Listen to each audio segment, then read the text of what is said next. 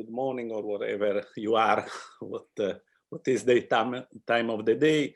I'm Pierre Régibeau, the director of this training in mergers from the Florence School of Communications and Media and the Florence Competition Program. This webinar is the last event of our module in merger on mergers that we have done of our annual training on digital on regulation and competition in digital markets of this year. And so I use this occasion to say hello to our participants and to thank them again for their participation to the course. And let me also use, I say hello also to the participants simply to the webinar. And let me also announce that the third and final module of this annual training will be from the 31st of May to the 9th of July. Will be a 6-week online training as usual. A first week that will be of an introduction and welcome week. The title of the third module will be Sectoral Challenges in the Digital Economy. And week after week, we will deal with these issues. The second week, online advertising and search engine markets. The third, social networks. The fourth, sharing economy. The fifth, apps and video games. And the sixth, cloud computing. Enrollment to this course will open in the just after Easter. So if you are interested, for the participant of the former course and for the other participant, if you are interested, have a look at our website and you'll have the occasion to enroll in the course.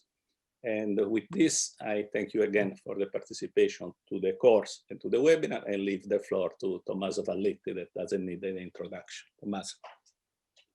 Thank you, Luigi, and hello everybody. So I am Tommaso Valletti. I'm an economist based at Imperial College. It's a pleasure to chair this panel with three distinguished speakers on fairly firm defense and in a period of an economic crisis. So before I introduce the panelists, I just wanted to tell the audience that you should feel free to put your questions to any one of the panelists in the chat. You have two options. One option is to write the question directly to the panelist. The second option, maybe it's even better as an icebreaker, is to include everybody so everybody can see what question you are asking. Also, the webinar is actually recorded. So please let me know if you want your name to be mentioned, because you cannot ask the question yourself, but I will have to read it, or instead, if you want to be kept anonymous. So then please, I do encourage you to do so as we move along the seminar. The other thing is I wanted just to share two slides with you, if I may. They are not here, obviously. So I've been doing, it's just my own icebreaker. I've been doing some work, in fact, with fantastic former colleagues at the CET, Szabos and Gabor. We've been doing some work on industrial concentration in Europe. This is the first slide. I hope you can see it. So when we collected data over the past many years, 21 years in industrial sectors in Europe, and I want to show you some very quick results. Is just to set the scene for today's conversation. On the left-hand side, you see that no matter how you measure concentration, Europe has witnessed an increase in concentration. It's not huge, okay, but this is across the economy. And no matter how you cut the data by country or aggregating them at the EU level or by industry, you find the same phenomenon. And it's something which is coming from other markets too. So slow but steady increase in industrial concentration. People are discussing what does that mean. More interestingly is perhaps on the right-hand side, because obviously on the left-hand side is an aggregation of everything, but when we talk about competition policy, the typical clients of competition authorities are very particular firms. So lots of fragmented markets will never attract the attention of competition authorities. And what we find in our work is that the share of highly concentrated industries, which are defined as industries where the top 4 firms have at least 50%, the share of those industries has gone up. So concentration has increased in Europe, and in particular, it has increased among the industries that would be typical clients of competition authorities. And keep this in mind. You may also see here the fast increase happening in 2007, 2008, or right after. So this was obviously the great financial crisis, which brings me to the next slide. And of course, I'll give the floor to the speakers. The next slide concentrate only on the red line. The red line is when it comes to merger enforcement. This is the intervention rate, historical intervention rate of DG Comp. Whatever these metrics mean, but they are calculated. So intervention rate is out of 100 mergers, most of them go through without any intervention, mergers not notified to the Commission, but in a handful, and historically has been 6%, 7%, there is something which is done. Prohibitions are extremely rare, but it may go into a phase 2, or some remedies may be imposed. So this is the intervention rate. And what you observe, because this is what I will throw to the panel now, financial crisis is in this middle bracket here, which is shaded. When the financial crisis kicks in, enforcement, this is in the past. When the financial crisis kicks in, enforcement basically drops to unprecedented low levels. Okay? And remember, that's also the same period where concentration among the large firms starts kicking up and they're growing faster. So this is, let's say, a precedent that perhaps not to be repeated. Okay? So this is where lack of enforcement on the merger side during a time of crisis actually became one of the reasons as to why we are witnessing now an increase in concentration. So as you know, my policy views are quite clear, and I'm sure there will be different views among our panelists. And so this was just my 2 cents to introduce the conversation, and I'm so happy and honored to introduce our speakers. I will start with Alessandra, Maria Alessandra Rossi. She is a professor of political economy at the University Gabriele D'Annunzio in Chieti-Pescara, and she was before at the University of Siena. So I thought Alessandra may want to start, both because ladies first, but also because as an academic, she may give us a view from the wider perspective, a helicopter view of this topic. She's an expert in competition policy and regulation, of course, but also in the economics of institutions, or any institutions. So, Alessandra, the floor is yours. So thank you, Tommaso, for the floor, and thank you for the insightful introduction. I think I'm going to disappoint you because I'm not going to be to present a contrary view to what you've just put forward. And actually, the 2 slides that you presented without any coordination are a perfect start for the first reflection that I wanted to put forward. So the topic that we've been asked to think about today is whether there are some reasons for adopting a more lenient stance when it comes to the failing firm defense that has been historically been used very sparingly and with very strict criteria. So it's not been used so much. And the reason for doing so, the purported reason for doing so would be that we are going to observe a consolidation wave coming up because of COVID-19.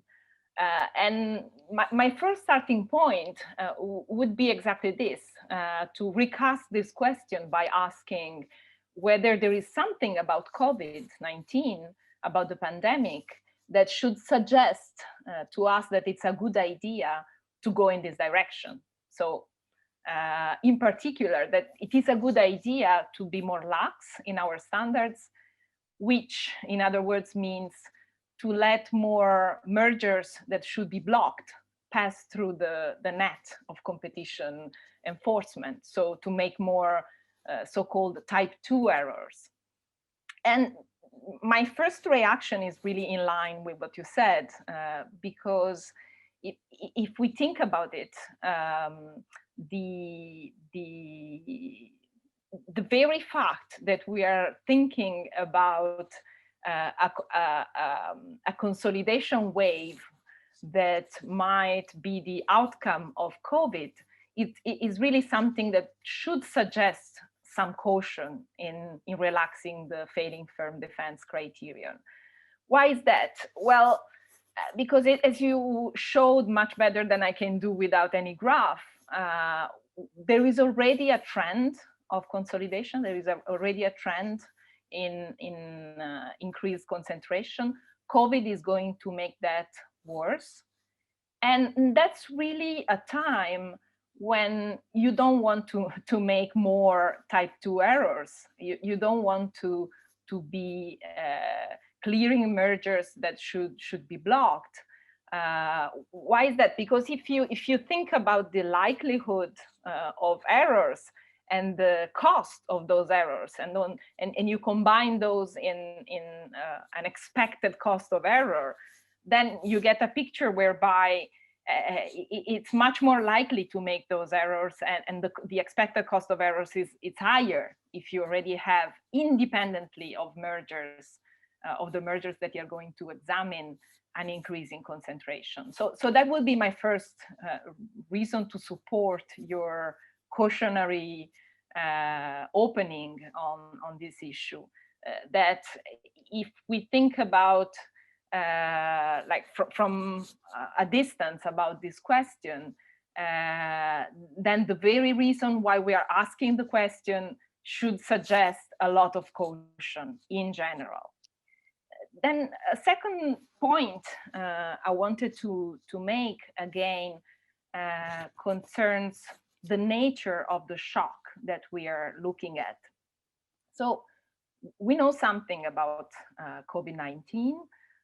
We know it's been a supply shock, a disruption of global value chains that is here to stay for a while. We don't know where it will go, but that's for sure. We know that it has been an exceptional demand shock. And again, we don't know how long that will last. And we've seen a liquidity crisis, that's for sure, for many firms, especially from the perspective of firms. They were hard hit by the pandemic in their ability to face the pandemic. But again, we don't know whether that's going to be a permanent feature. So whether we are going to observe problems of access to credit on a permanent basis. Actually, like if we look at the forecasts on interest rate, at least for the euro area, we know those are projected to be quite low. So prima facie, we shouldn't be seeing much problem of access to credit. Why am I talking about this? About access to credit? Because if there is a problem of access to credit, probably there might be reasons to think that a merger might help to address financial problems and to keep some efficiency firms alive that wouldn't be able to access credit.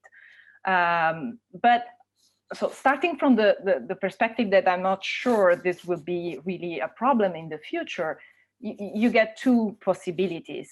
So if really the demand shock that has been triggered by the pandemic is going to be not persistent, so it's going to be resolved rather easily, then to modify the failing firm defense to adopt a more lenient stance would have the effect of generating more chances for misuse of this defense.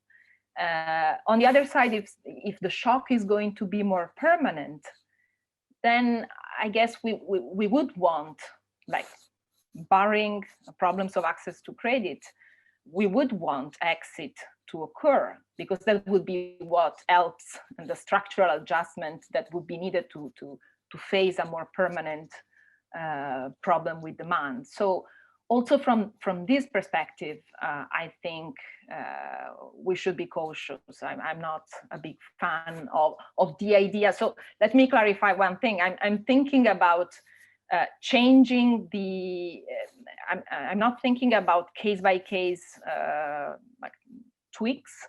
I'm thinking here about a more explicit commitment to change the approach to the failing firm defense, something along the lines that has occurred with business cooperation, like with authorities explicitly adopting a more open stance. Last point, if I may, I think I'm still on time. My last point looks a bit at a paradox that I see. So yesterday I was lecturing about digital mergers, and it's clear that there the issue is that the key question that is being debated is whether we should be willing to accept more type 1 errors. So whether we should be willing to block some merger that should be cleared because we are concerned with market power in various ways. So it's a bit paradoxical that here on this other side, we're thinking about clearing more mergers that should be blocked with respect to what we used to do. And it's even more paradoxical if we compare this with two facts that are a bit striking. So one fact, I was looking for some data about what's happening in M&A trends right now. Of course, it's very early to tell, but one information that I was able to gather was from PricewaterhouseCoopers. And if you look at that, at those data that compare the second half of 2020 with the second half of 2019, what you see is that the number of transactions, the value of transaction has not increased much in those sectors that are those that we expect that have been hit the hardest by the demand shock. So it's not automobiles, it's not aircraft construction, airline transportation, it's not those. The highest growth in M&A activity has been in the technology sector. So that's the first fact.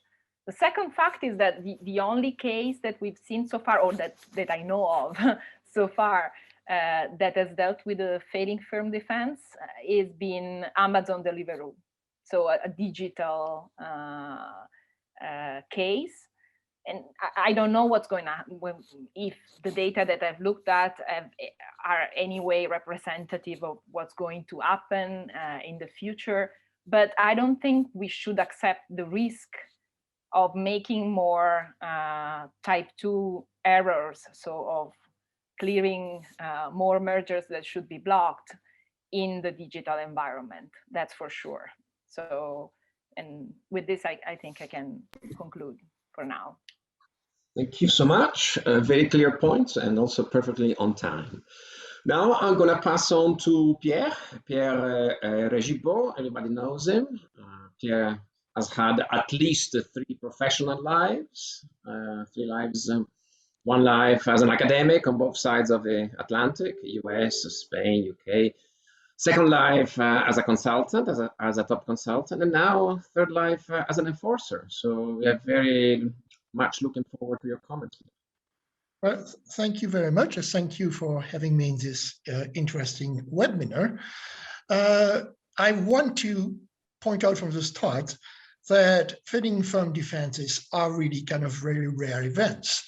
And maybe to illustrate that, when we started going into the COVID crisis, we were of course aware that we might be called upon to evaluate more failing firm defense.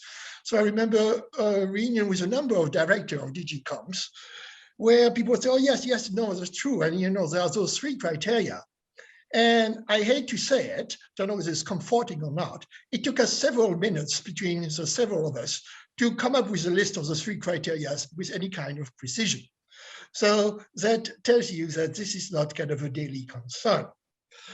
Now, I would also disappoint Tommaso, because I'm essentially going to agree with his policy view, which is too bad, because I just love to disagree with Tommaso. Why? Just because it's fun, nothing personal.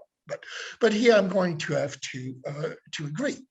But before I get to that, I'd like to say a little bit about what this failing from different is and what is logic and sometimes lack of logic behind it, right? So we all know that to have a successful failing from defense, you've got 3 criteria.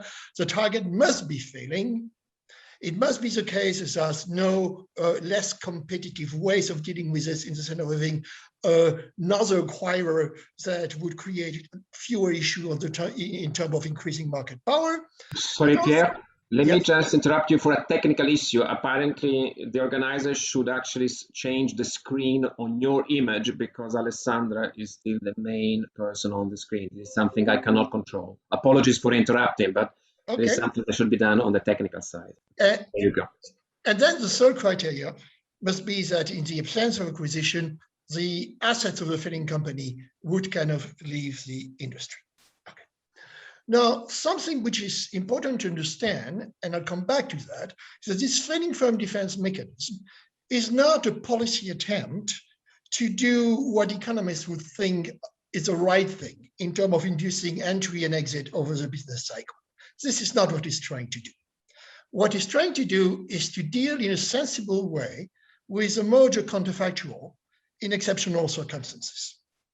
Now, in normal circumstances, we always use the counterfactual, of course, and the usual counterfactual is that, look, if you didn't have the merger, we usually take the pre-merger situation as a likely counterfactual, sometimes slightly modified if there are obvious trends, right? Now, the failing, if you pass this test compared to the pre-merger counterfactual, you don't need a failing firm defense. So that's something else to keep in mind, that you only need a failing firm defense if actually on the standard term of the pre-merger situation, you would fail. I.e., this is not in itself, in normal circumstances, a desirable merger. Okay. Now, of course, if you still follow the traditional approach to the counterfactual, would say, okay, well, but the counterfactual is different here because there's an obvious trend, and the trend is that the firm is going to close. So if the difference is between me acquiring the firm and the firm closing down, I don't even need to go through kind of any analysis. There cannot be any possible harm. You've got to kind of let me do it. And the failing firm defense is a reaction towards this kind of fairly kind of simplistic approach. First, in itself, it's a potentially pretty bad transaction. So we're going to be a little bit more picky there. And while we do not, generally speaking, outside the failing firm defense say, oh, you're being acquired by A, it's okay, but wouldn't it be even more okay if you're acquired by B? Why? Because the first one is okay, that's what we look at.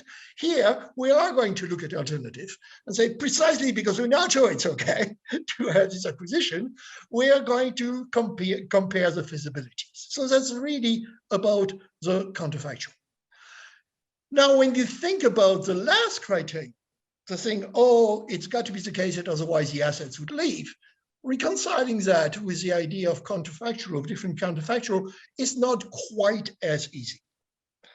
One way to maybe reconcile it is to say that, oh, if the assets kind of stay within the industry, it means that besides the alternatives of former acquisition, so one proposed or others, there's another less formal alternative where the assets stay around and different competitors, including potential entrants, will pick up some of those assets, and that's going to favor a maintenance of some competition.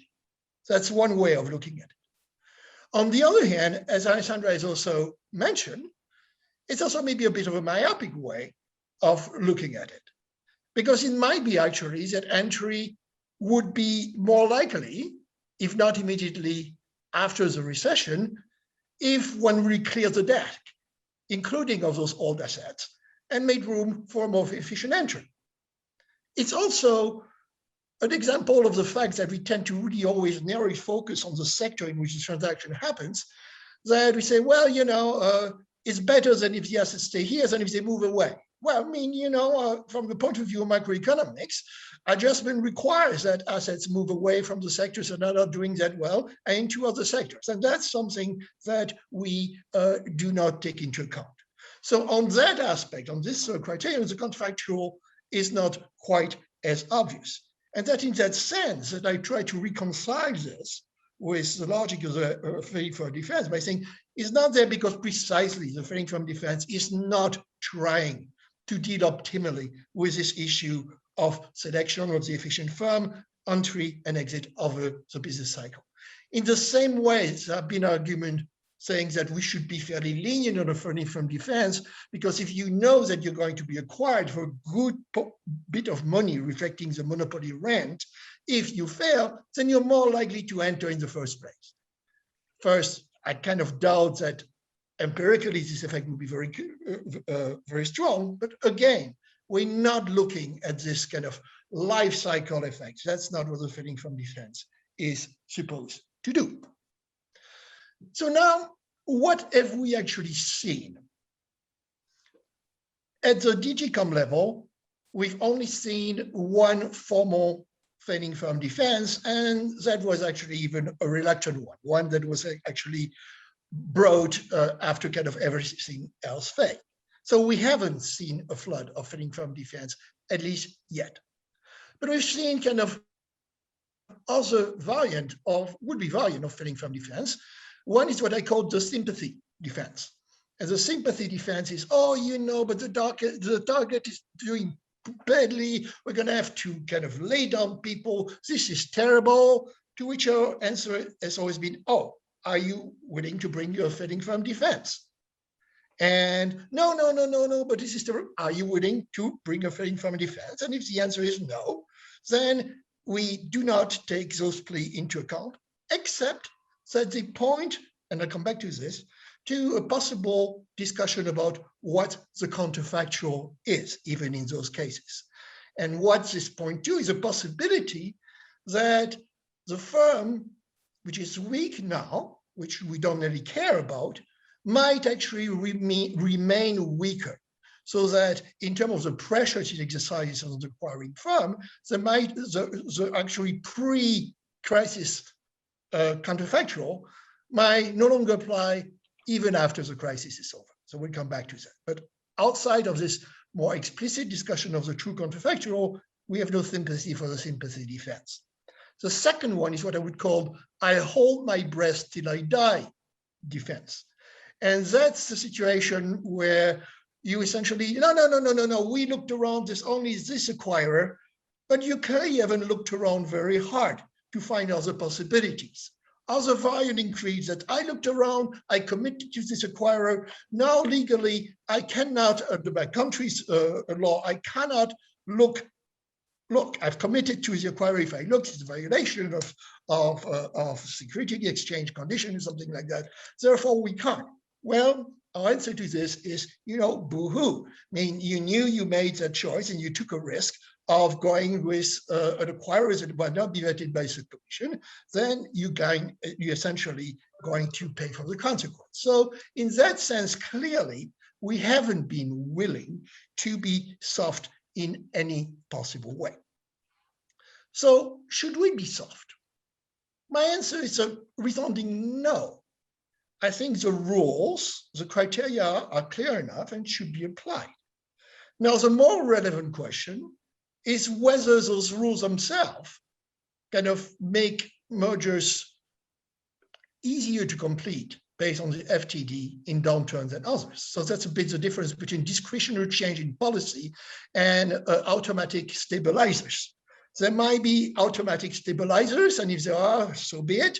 But I don't want to explicitly modify the rules just because we're in some kind of exceptional recession. Now, how would those automatic stabilizers possibly work? Well, quite clearly, at least a priori, you'd think that in a downturn, there would be more firms that truly fair, although I'm going to come back to this in a minute. Fine. It's also true that in a downturn, it might be harder to find a bunch of offshore firms that might be willing to acquire you. So you might be stuck with a big, bad, well-founded incumbent who actually is the only one who is willing to expend money in the sector. So that's definitely, that would be kind of things that not changing the criterion would make it easier to use a firm defense in a downturn than otherwise. Let me, though, qualify the first point about you're more likely to fail. There are two reasons why this is not necessarily true.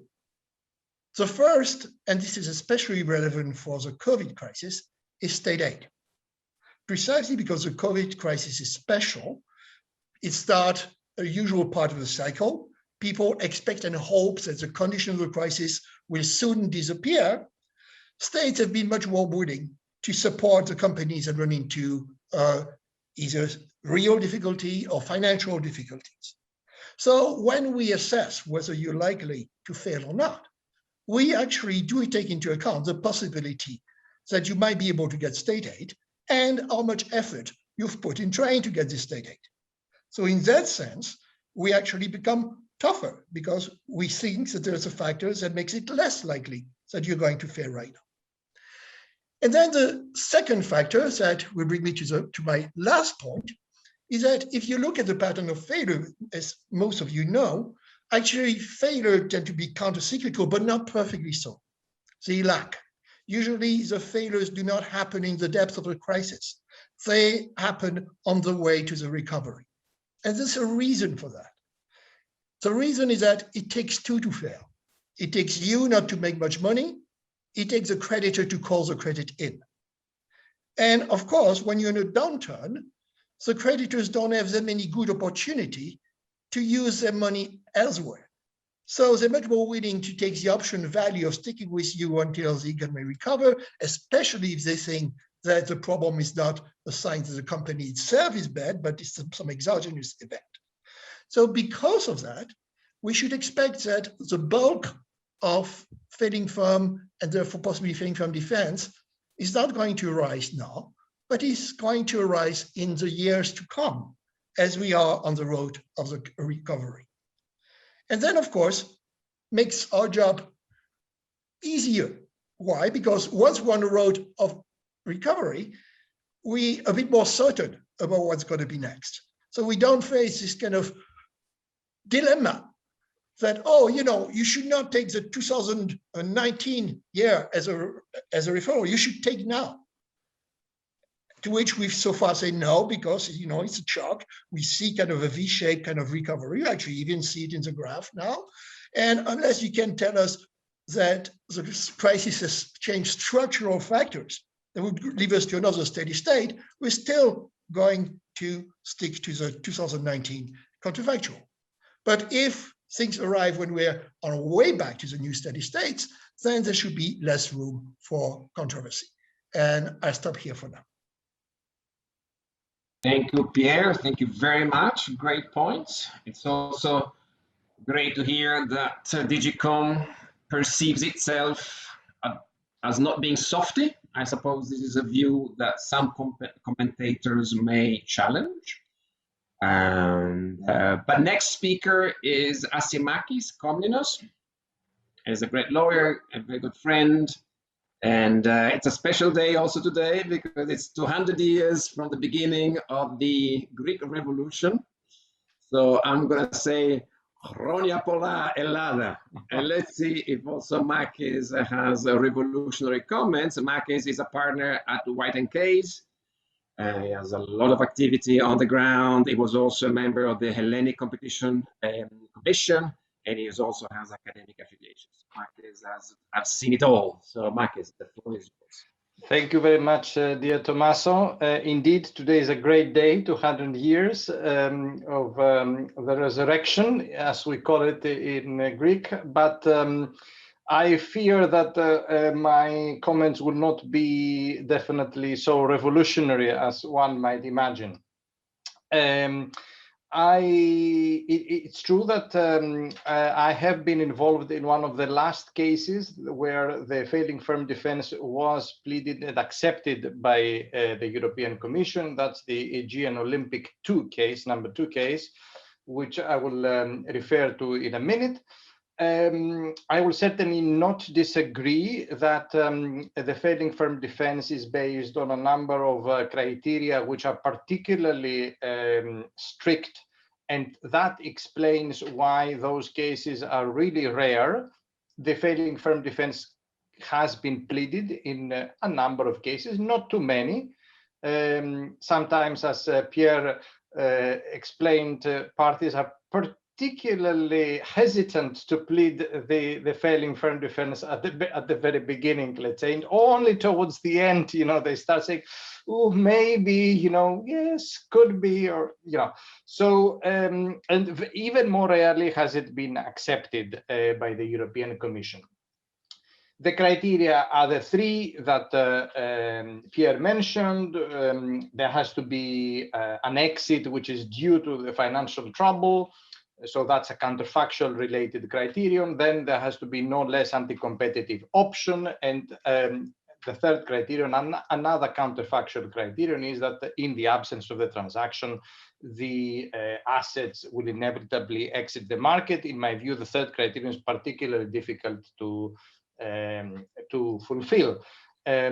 So that being said, sure, the cases are very few, but at the same time, we should not be looking only at the tip of the iceberg. I think the failing firm defense is the tip of the iceberg. There is the remaining part of the iceberg, which is when we have cases that have been cleared or either conditionally or unconditionally, but based on an analysis which is a counterfactual analysis. So we have had cases where the counterfactual analysis was, I could even say, a mini failing firm defense type of analysis. And these cases are a bit more than the pure failing firm defense or failing division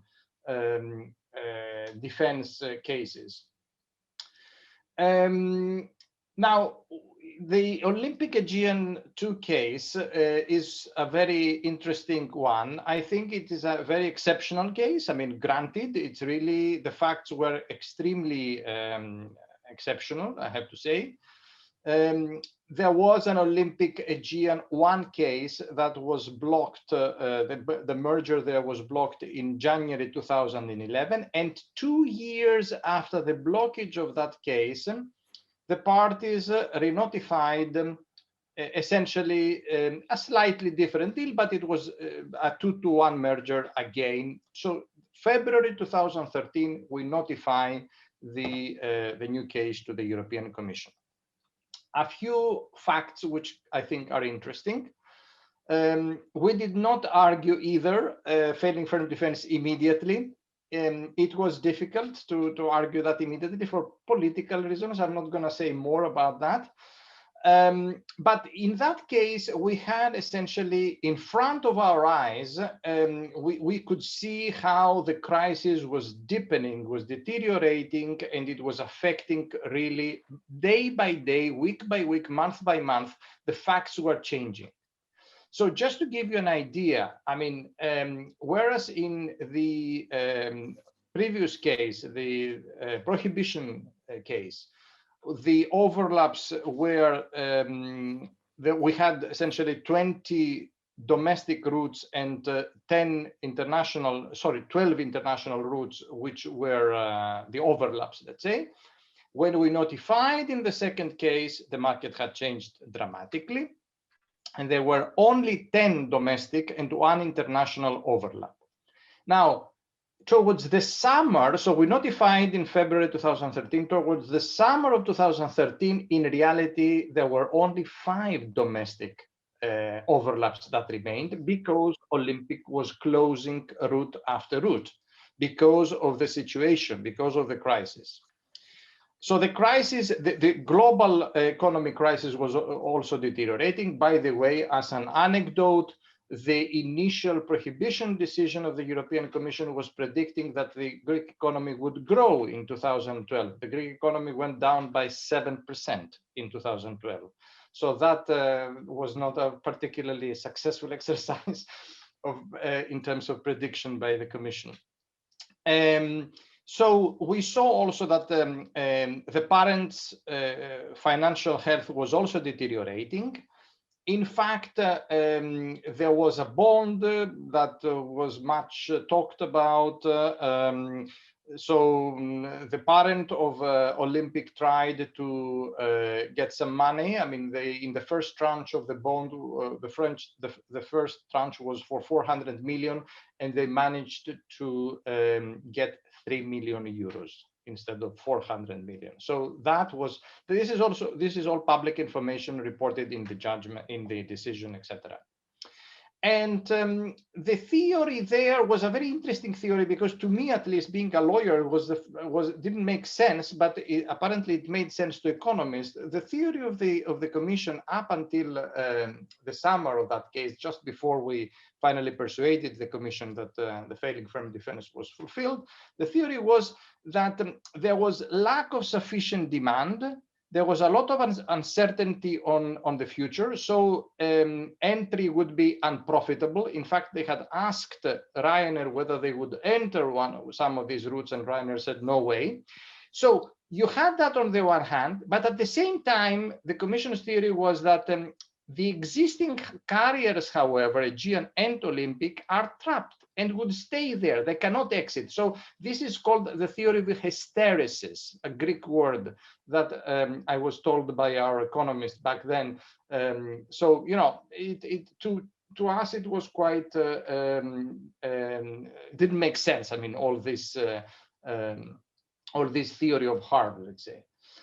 In the end, as a result of all the circumstances that I described, in the end, we managed to persuade the Commission that the failing firm defense was fulfilled.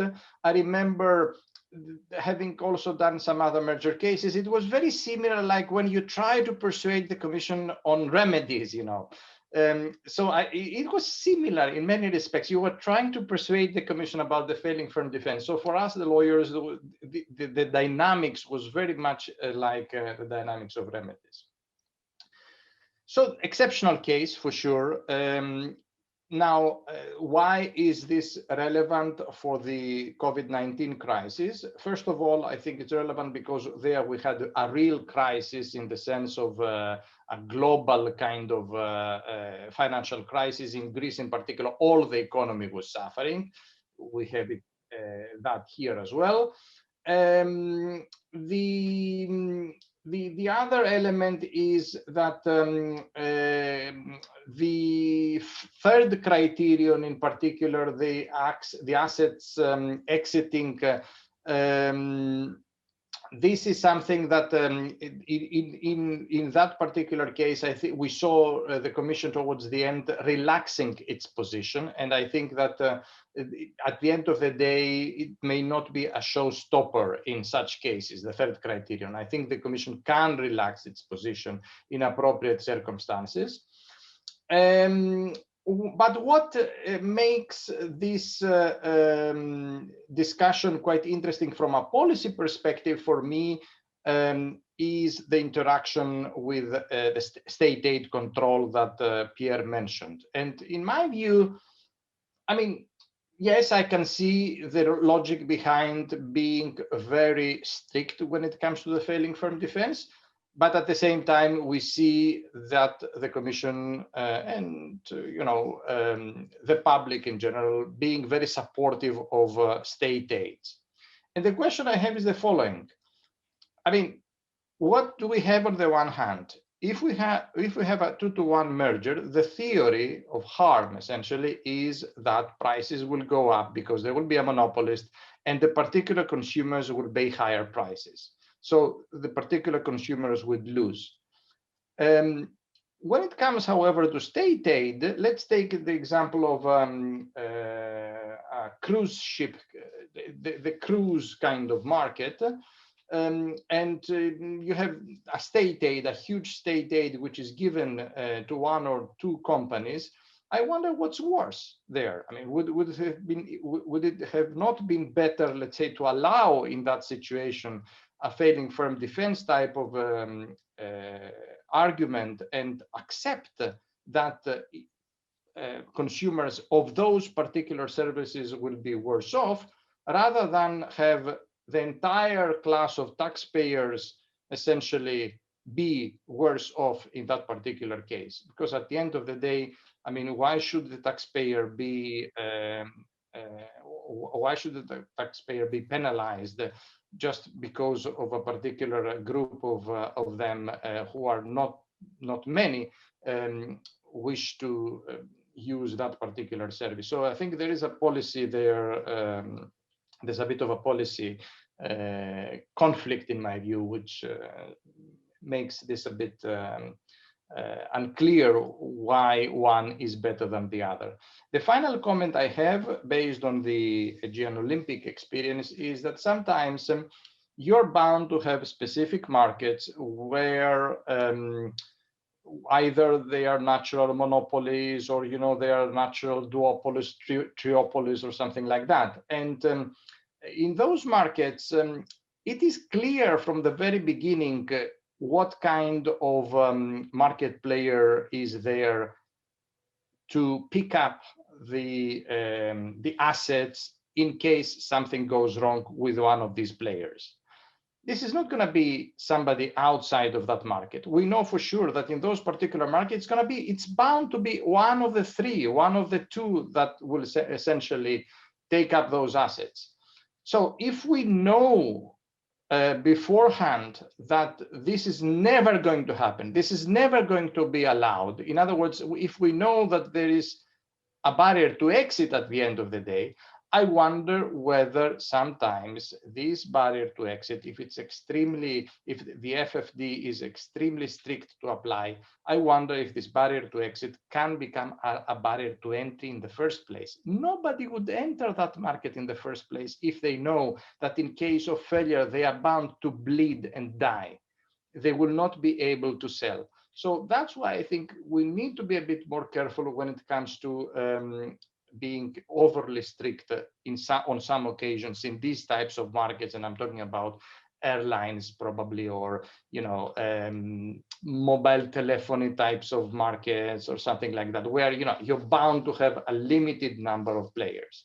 But other than that, I'm not advocating a revolution here. I think this is the criteria are quite strict. I don't expect the criteria to be necessarily be lighter over the next months or years. And I stop here with a question to Pierre. Do we have any actual cases where the failing firm defense or similar arguments are pleaded? We haven't heard anything on that in Europe. I mean, and I'm quite curious to see whether there are actually directly or indirectly such arguments that are made before the European Commission. Thank you, and I'll stop here. Thank you, Marcus. Thanks a lot. A few questions started arriving in the chat. I will read them in a bit, but I'm going to give you the floor back in the same order, adding perhaps two questions from my side. One is, and I like perhaps a higher level question. So the crisis, in my opinion, has highlighted how fragile our economies can be.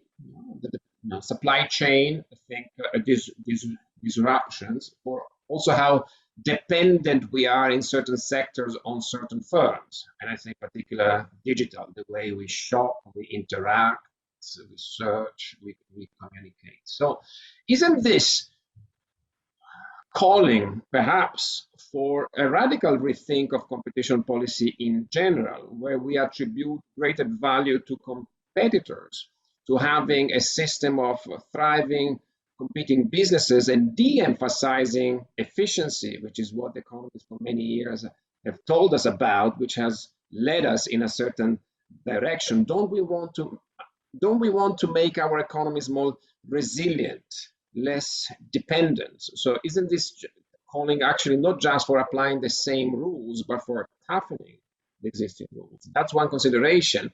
The other consideration is, and it's great that Maki started talking about state aid. There is a little bit of a divide. There has been a debate among, a policy debate among academics and consultants. So on the one hand, you have people like Massimo Motta and Martin Peitz, which are saying during the crisis, under some circumstances, it's perhaps good to give more state aid, but definitely there is no need to change merger policy, no need at all. And instead, on the other hand, you have Jorge Padilla and Nicolas Petit, who are saying exactly the opposite. They're saying, well, forget about state aid because we want to have the creative disruption and the less efficient firms finally go out, focus on efficiency. And instead, they again, for efficiency reasons, we should be more lenient on the merger side. So you can guess where I stand. So this is a couple of topics. You don't need to respond to all of them, but I'm going to give you back the floor, Alessandra, and then you can tell us whether you want to react to the other speakers or if you want to start addressing any of the points which I raised, and then I'll start reading the chat. Okay, so thank you again for the floor. Let me start from in reverse order with your questions, because I had a first reaction to Maki's that is very much coherent with an answer to the second question.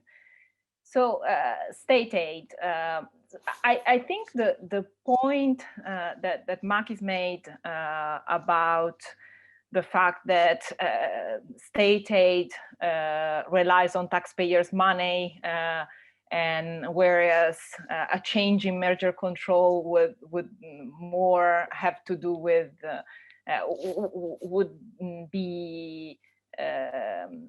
would have an incidence only on specific markets. It's a fair point, but at the same time, I find that I'm pretty scared about changes in merger policy, because changes to merger policy are permanent. So in a sense, when we talk about mergers, we are talking about changes to market structure that are permanent.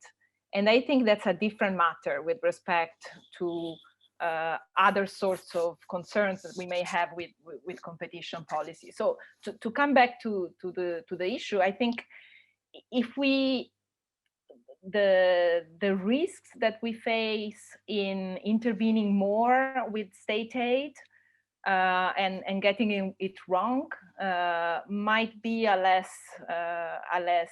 little less problematic than if we get wrong merger control, because in the first case we have some flexibility to change things along the way. In the second, I think when you change market structure, it's then a bit harder to go back to the previous situation. And this gets me also to your first question, whether we should be changing the attitude, the overall attitude of competition policy. Well,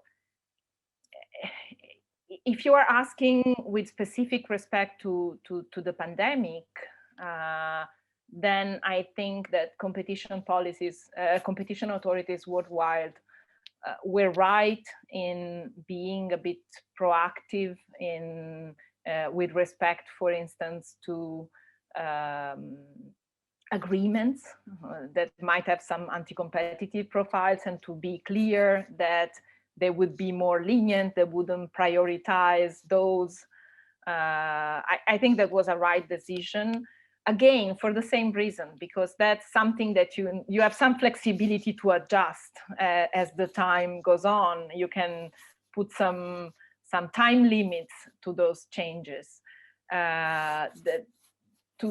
To do so with merger control, I'm much more skeptical, and so I'm not sure that that would be the right way to go. Thank you, Alessandra. I'll pass it now to Pierre. Pierre, by the way, Maki's asked you a direct question if you want to answer, but in general. Yes, so the direct question is that there is one case where there is / has been an attempted fitting firm defense. That's all. so far. Okay.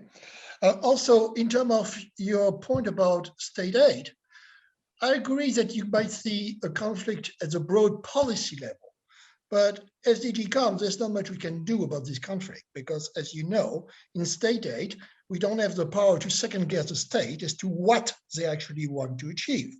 We have to check that what they propose is really meant to achieve that it does this in a proportional way, that it does not create a untold distortion of competition.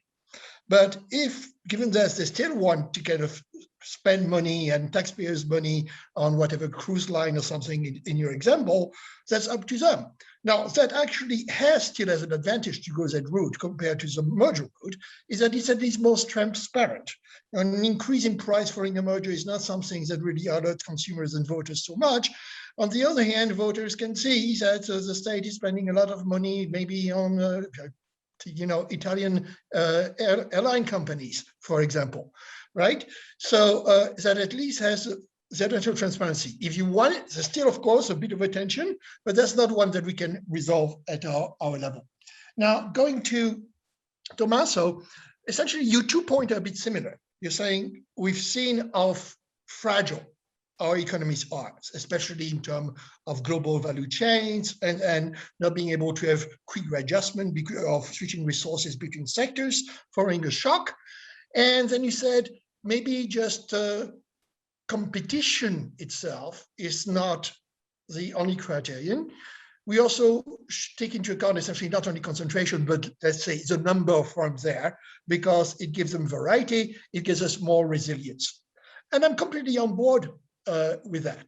Now, the question is how we would go about doing this. Is this something we can just bring on special case and hope that the court will follow us? I'm a little skeptical about it. So I think that if we want to go that way, we're going to need maybe some legislation saying that at least in some sectors, for example, the normal thresholds will be kind of decreased, or there's going to be an additional criterion in evaluating the merger. And that's something that I think might well be very sensible. And that's all I'm going to say for now.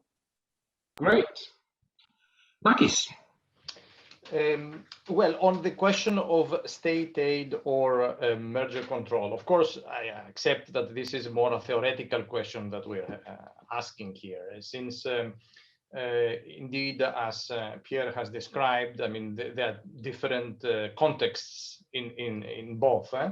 But there, I mean, it's a very dogmatic, if you want, ideological question, which is, what do you prefer? Do you prefer essentially the state even to subsidize a form of competition, a rivalry, essentially, with taxpayers' money, or do you prefer no involvement from the state and the market, let's say, to deal with the issue in itself?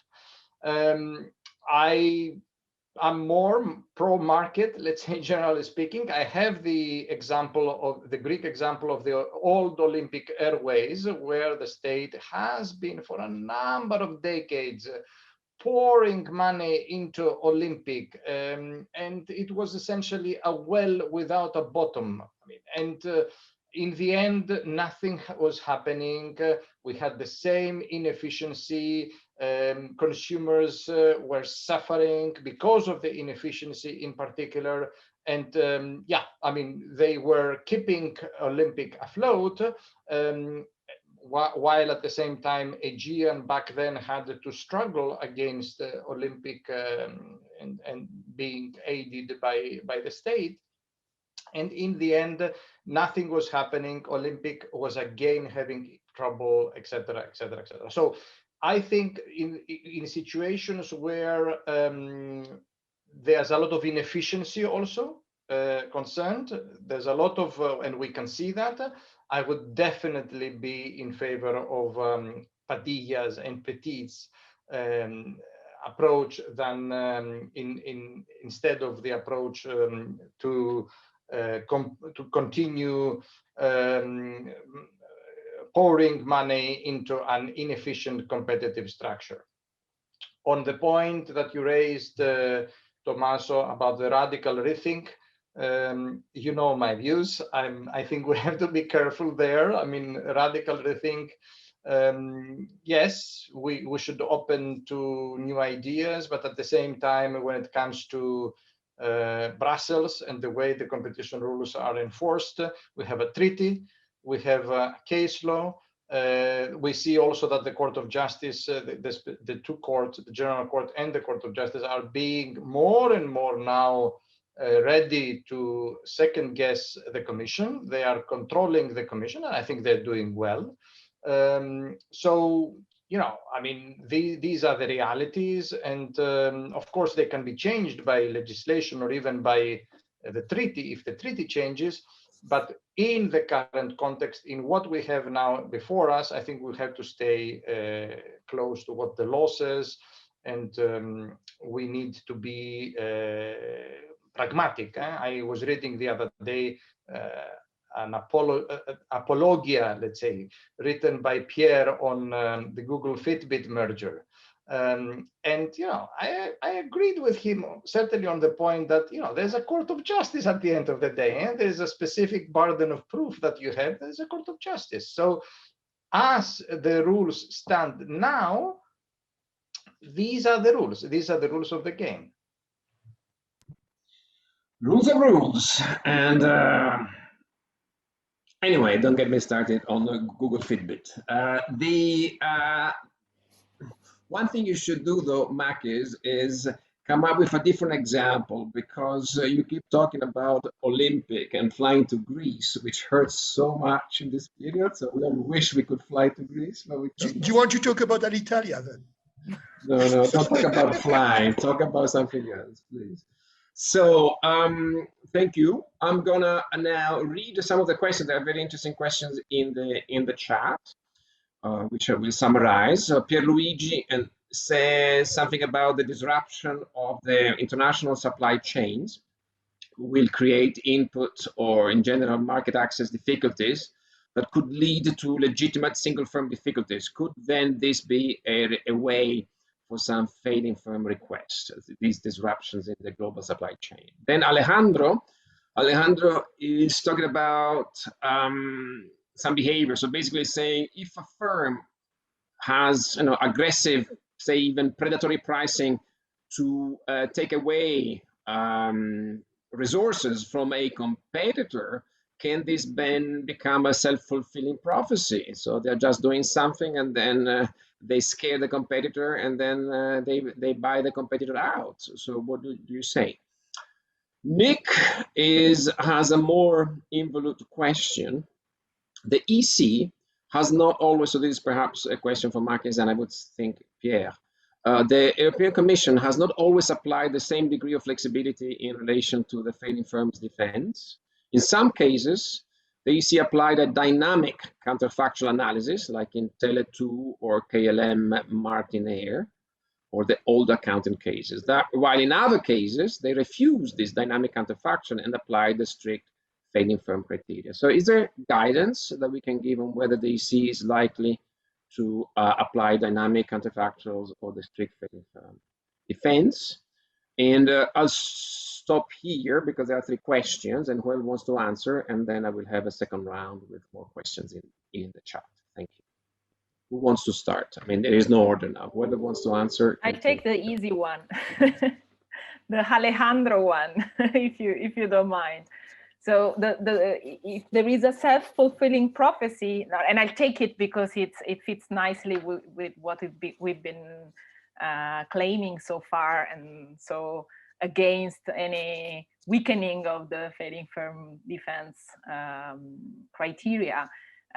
So if that's something that might happen in some context, another reason for not weakening the failing firm defense criteria, because then if you have very strict criterion, you may deter some of those behaviors. If you weaken them, then it makes more likely that such a behavior might be successful. So maybe not.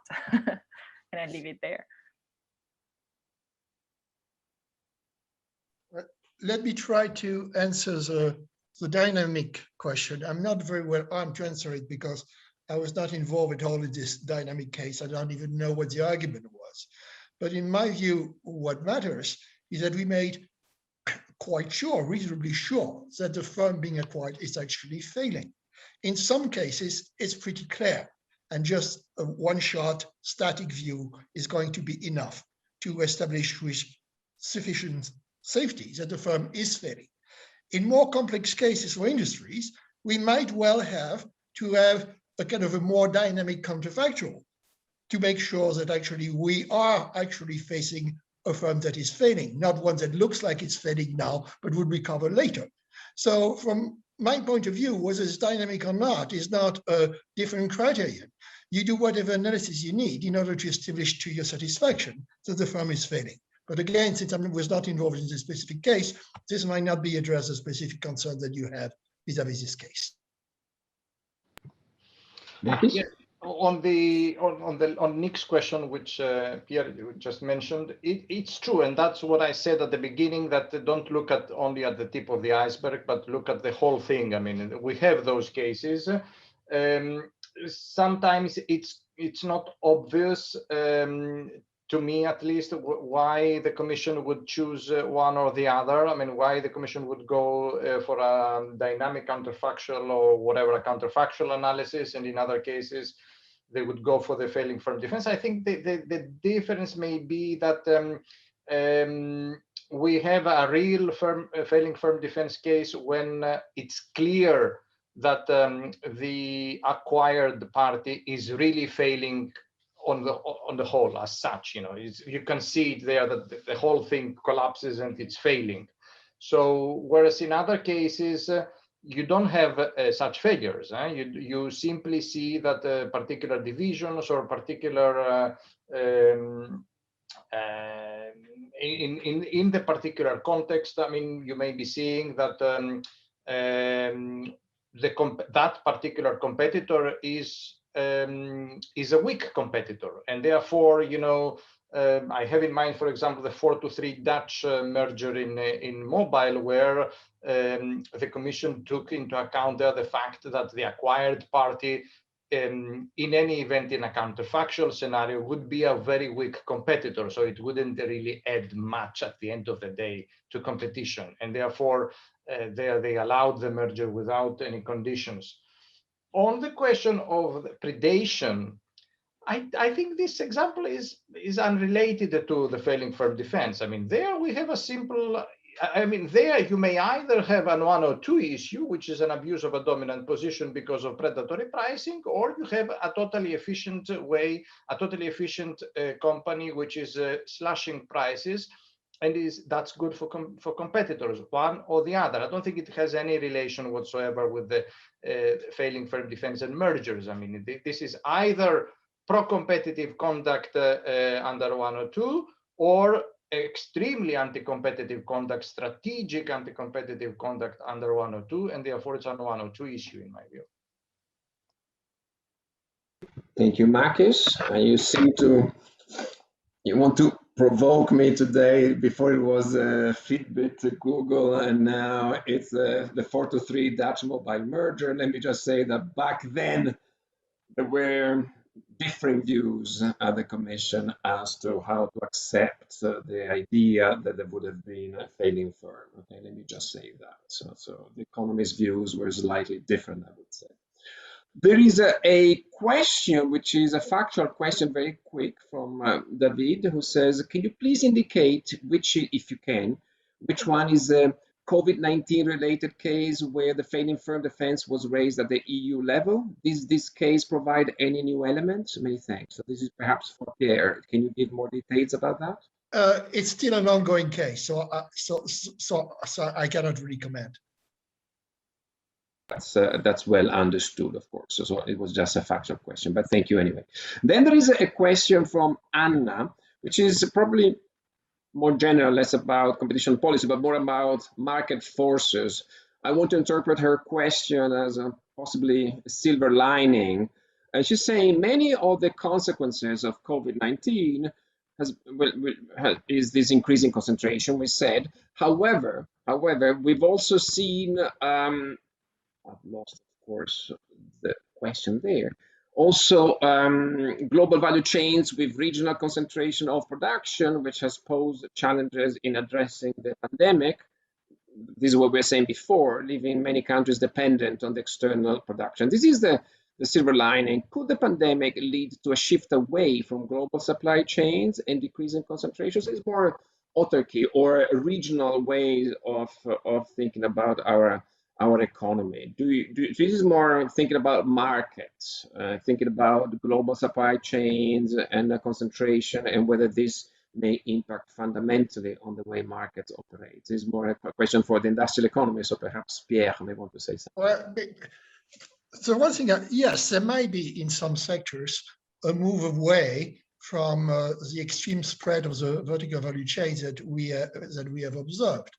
Now, whether they would lead to increase or decrease concentration is not especially obvious to me, because suppose you have 4 big firms at the world scale, and it's a world market precisely because of all of this kind of spread of activity.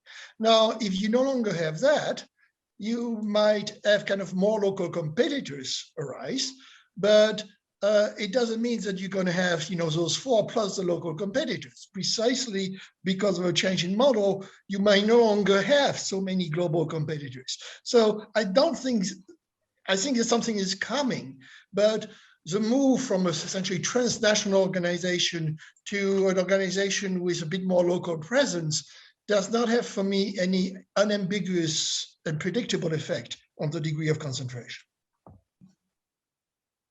That's great. Thank you, Pierre. I think it's been an extremely interesting conversation. It is now 2:15 in Italy, 1:15 in London, where I'm based. So we are perfectly on time. It's been a fantastic pleasure to hear your views. So thank you to Alessandra Rossi, Assimakis Komninos, and Pierre Régibeau. I'm going to give the floor back to Pierluigi and to the organizers. And I would like to thank everybody and wish you all a very good day. Well, thank you. Thank you, Tommaso. Thank you to everybody. It was really a pleasure. It was very interesting, and it was a great conclusion for our training and our debate. I hope we have occasion in the next modules. Thank you very much. Bye.